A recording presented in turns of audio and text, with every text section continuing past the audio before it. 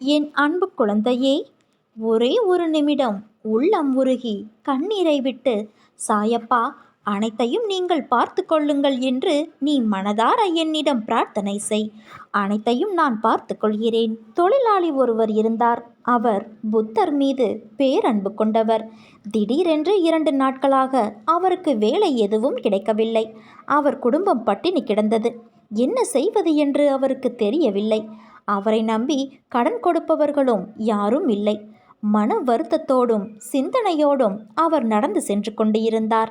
அப்போது அருகில் இருந்த குளத்தில் ஒரு தாமரை மலர்ந்திருப்பது அவர் பார்வையில் பட்டது. அந்த மலர் வழக்கமான தாமரை மலராக இல்லை, அபூர்வமான அழகோடு இருந்தது. அடர் சிவப்பு நிறத்தில் சூரிய ஒளியில் தகதகவென்று மின்னி பிரகாசித்தது.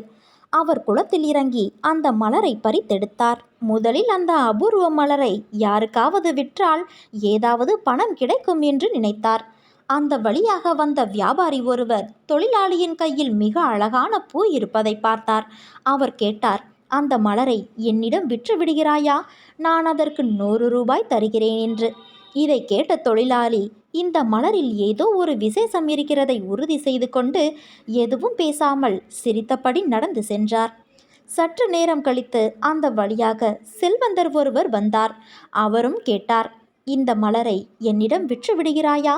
நான் இதற்கு 200 ரூபாய் தருகிறேன் என்று. இவ்வளவு அதிகமான விலைக்கு இந்த மலரை கேட்கிறீர்களே என்று தொழிலாளிக்கு மிகவும் வியப்பாக இருந்தது. சற்று நேரத்திற்கு பிறகு அதே வழியில் அந்த நாட்டு ராஜா வந்தார். தாமரை மலரை பார்த்து மகிழ்ந்து அவரும் கேட்டார், இந்த மலரை என்னிடம் கொடுத்து விடுகிறாயா?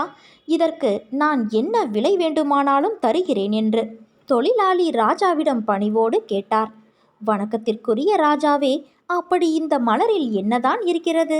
ஏன் இதற்கு எவ்வளவு பணம் வேண்டுமானாலும் தர தயாராக இருக்கிறீர்கள் என்று கேட்டார்.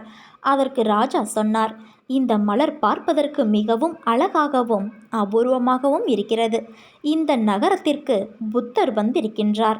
அவர் காலில் வைத்து வணங்குவதற்காகத்தான் இதை கேட்கிறேன் என்றார்.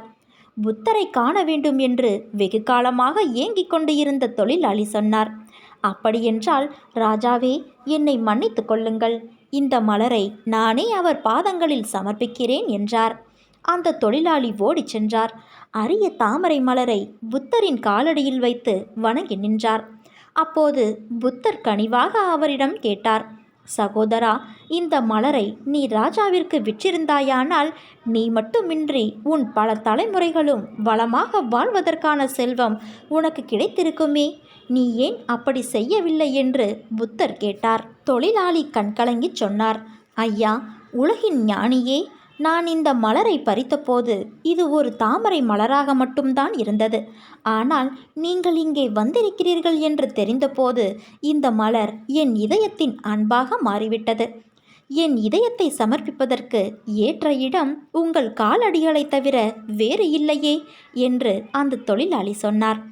புத்தர் எழுந்து அவரை தன் நெஞ்சோடு அணைத்து கொண்டு சொன்னார், இனிய சகோதரா, வறுமையில் இருந்தாலும் இந்த உலகத்தின் அரசன் நீதான்.